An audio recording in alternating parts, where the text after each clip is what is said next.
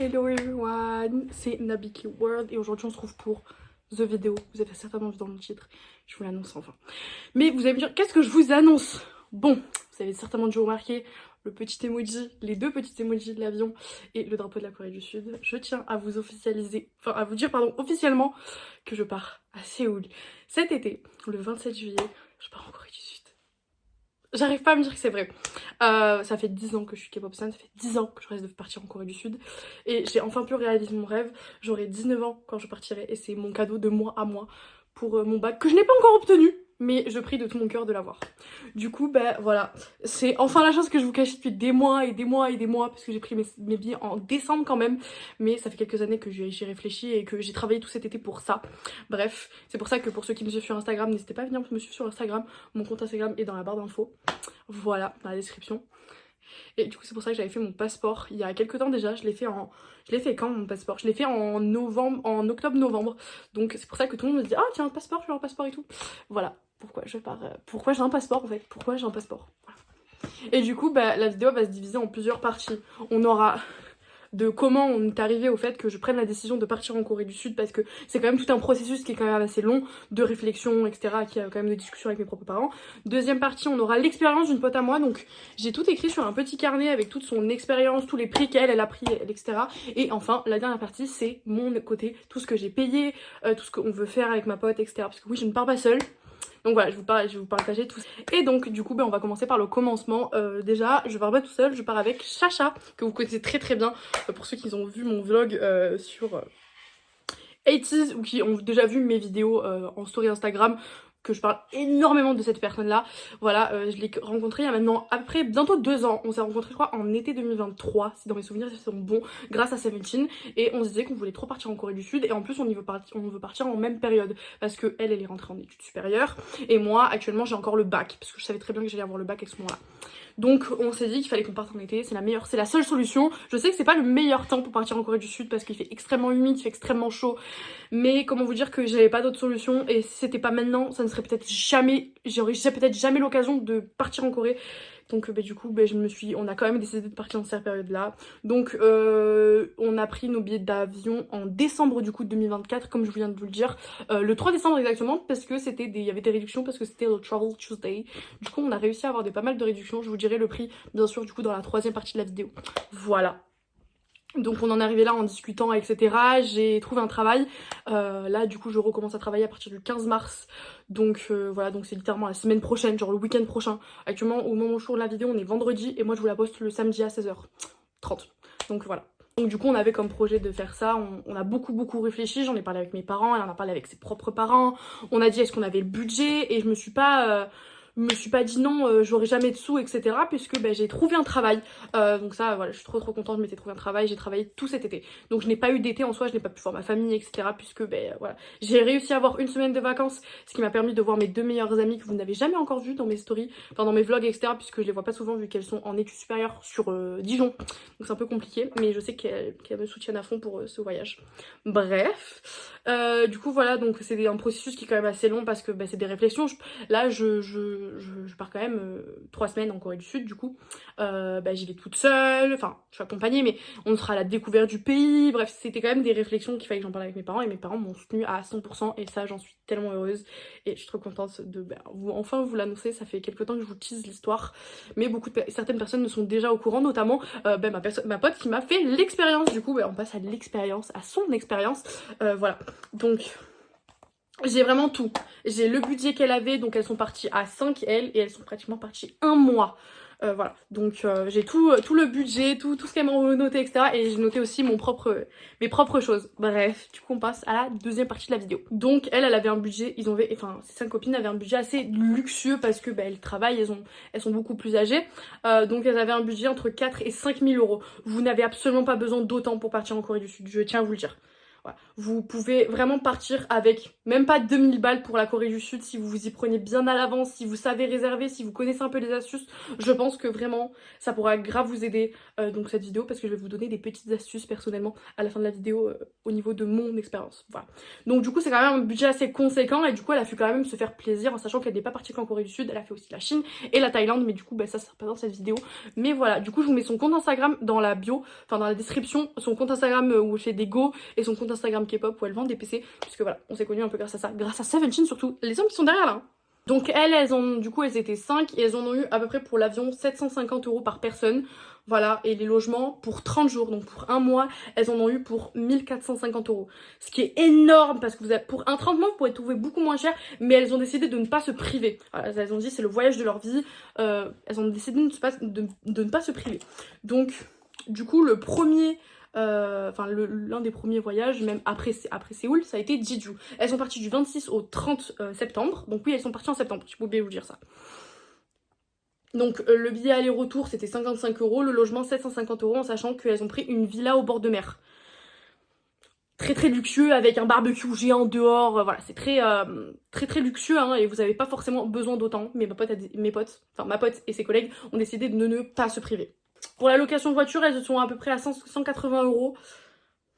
Ensuite elles ont fait un road trip à Jeongju, Busan et Jeongju, Jeongju. Bref, du 7 octobre au 12 octobre. Donc, pour les trains-bus, c'est mélangé. Je sais pas exactement qui est bus, qui est train. Il y en a qu'un seul que je sais si c'est un train ou un bus. Donc, Séoul, Jeongju, ça fait 8 €. Jeongju, Busan, ça fait 13 €. C'est un bus de luxe. Et je vous avoue que moi-même, je vais faire ça. Parce que du coup, je pars aussi à Busan. Petit teaser pour ma partie. Bref. Et ensuite, on avait Jeongju. Séoul, c'était 19 €, donc voilà. Et le logement pour ces trois trucs-là, c'était 790 €, en sachant que pour Jeonju, c'était un hanok. Pareil pour Jeongjung, c'était un hanok traditionnel, etc. Et pour Busan, c'était un appartement en bord de mer, si je me souviens bien. Voilà. Donc après tout ce qu'elles avaient payé, il lui restait à peu près 3000 € et du coup elles ont pu se faire plaisir. Donc voilà, vous n'avez pas besoin de partir avec un budget aussi conséquent et vous pouvez partir avec vos propres moyens. Si vous savez franchement trouver des bonnes astuces, etc., vous pourrez. Et du coup là elle m'a donné quelques adresses qui étaient pas mal et donc je vais pouvoir me servir moi quand j'irai là-bas. Donc à Myeongdong on a les marchés street food, le truc à faire, genre c'est certainement ce qu'on va faire nous en arrivant directement, parce que voilà, bref, je vous raconterai. Là, il y a les K-pop shops, bien sûr, les Olive Young. Alors ça, elle m'a donné comment on appelle ça?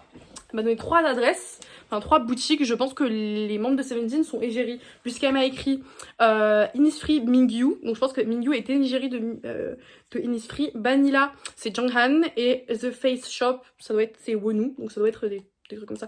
Ensuite, on a Hongdae. Donc Hongdae, on a tout ce qui est photomaton. Je vais me buter au photomaton. Je vais acheter un petit, je pense, carnet là-bas à Daiso. Un petit carnet pour mettre les trucs de photomaton parce qu'on va en faire tout le temps, je vous le dis. Donc voilà, n'hésitez pas à me suivre sur mon compte Instagram. Vous verrez tout le processus du coup. Dès que je sortirai cette vidéo, je vais pouvoir bien plus vous en parler. Voilà, on a les boîtes. On n'est pas forcément très boîte puisque moi je pars avec une pote qui est quand même musulmane. Il y a moins que peut-être qu'on sorte quand même de temps à autre, même si en sachant que nous ne sommes pas majeurs en Corée du Sud. Mais voilà. Ensuite, on a Nana Piercing, c'est là où tous les idoles, etc. se font percer. Il y a des signatures du style DK, Boo, etc. Boo, c'est Sungwan, pour ceux qui ne savent pas de Seventeen. Voilà. Ma pote m'a dit qu'aussi il y avait des restaurants mythiques à aller voir. Il y a plein de restaurants, etc. Donc, à faire. Il y a aussi un shop qui s'appelle Kit Better Shop. Donc, c'est là où il y a toutes les kits officiels. Et en sachant que je cherchais kits pour Oshi, parce que vas-y, il m'énerve en fait. Bref. Du coup, voilà. Et qu'il y a aussi Poka Shop, donc c'est littéralement là où on achète les PC qui sont soit très chers, soit pas trop chers. Donc ça dépendra lesquels. Et ensuite on a Insadong, donc là c'est où il y a tout ce qui a les palais. On a la location de Hanbok, donc elle m'a dit que c'était environ 60 000 won, donc ce qui fait approximativement 39 € pour 2 à 3 heures. Coiffure en plus, je sais pas si la coiffure est indiquée dans les 60 000 won ou pas. On regardera sur place. Il y a les rivières, il y a les marchés de souvenirs. Et elle a un bar aussi à me donner, mais elle a pas le nom actuellement. Du coup, elle va me le donner un peu plus tard. Voilà, donc n'hésitez pas à me suivre sur mon Instagram. Voilà, et du coup maintenant on passe à ma partie, donc c'est-à-dire mon expérience et tout ce que moi j'ai payé, etc. Et le budget que je me suis fixé, pardon. Donc, comme je vous l'ai dit, je pars du 27 juillet de Paris-Charles de Gaulle et je rentre le 18 août en France. Donc voilà, mais j'arriverai sur Paris le 26 juillet. Pour l'instant, c'est pas encore fait puisque les billets de train ne sont disponibles que le 13 mars, donc c'est-à-dire jeudi. Qui arrive, donc du coup pour l'instant je ne sais pas d'où je pars puisqu'il y a moyen que je déménage, donc du coup on ne sait pas encore quand je pars, donc mes parents pour l'instant m'ont dit que je ne prendrai pas mes billets de train et que ça pourrait attendre, il n'y a pas de souci, et du coup je partirai le 27, le 26 et du coup je trouverai un logement directement et ça le logement je vais bientôt le réserver. Voilà. Ensuite, du coup, pour mon billet d'avion, moi j'ai utilisé le comparateur de... C'est pas du tout sponsorisé les copains copines, mais j'ai utilisé le comparateur de voyage Skyscanner, donc qui m'a trouvé les meilleurs prix pour des billets d'avion. Et du coup, je les ai pris le 3 décembre, le jour du Travel Tuesday. Donc je sais pas s'il y avait des réductions énormes ou pas, mais on a quand même regardé actuellement le prix du billet a vachement augmenté. Donc moi j'ai pris avec la compagnie T-Way, donc c'est une compagnie coréenne du coup locale qui est très récente quand même. Donc du coup on a pu avoir des prix quand même très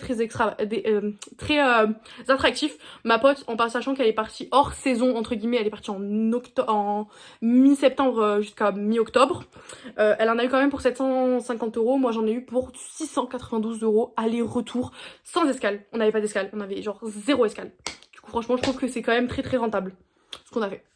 Du coup pour les logements, moi du coup j'ai 3 logements puisque on fait Séoul, Busan, Busan, Séoul. On n'a pas pu faire Jeju par manque de moyens, surtout venant de ma pote parce que ma pote est étudiante.